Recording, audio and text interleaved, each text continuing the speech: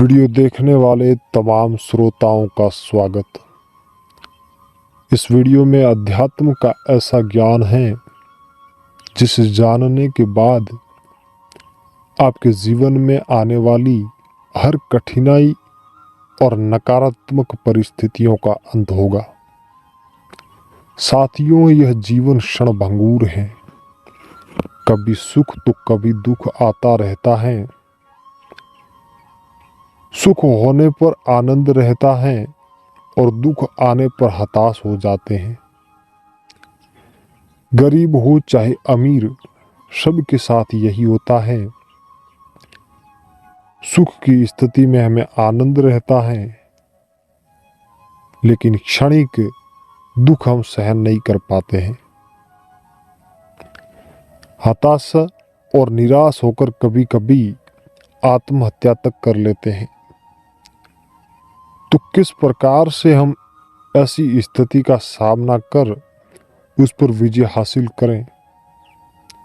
साथियों, इस जीवन में आने वाली हताशा और निराशा को ज्ञान के माध्यम से दूर किया जा सकता है।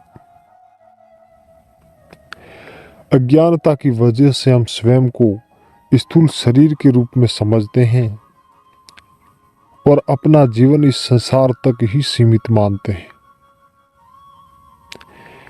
इसलिए हम इस जीवन में आने वाली कठिनाइयों का सामना नहीं कर पाते हैं। ज्ञान ही हमें भवसागर पार उतार सकता है। हमारे जीवन में कभी भी निराशा और हताशा प्रभावित न कर पाए।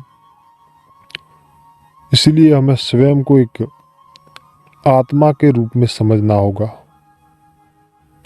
यह स्थूल शरीर तो मुझ आत्मा का क्षणिक घर है। न जाने हमारी आत्मा ने कितने घर बदले होंगे। इसलिए हमें समझना होगा कि मैं तो एक आत्मा हूं।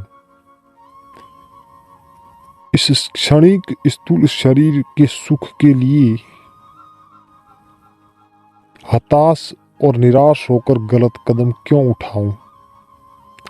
हमें अपनी आत्मा का कल्याण करना है।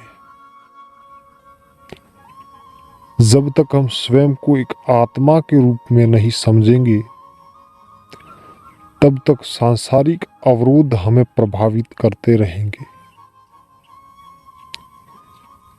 और हम उसमें डूब जाएंगे।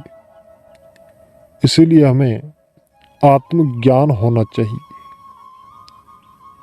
और तभी हम इस जीवन में अवरोधों को पार करते हुए भवसागर पार उतर जाएंगे।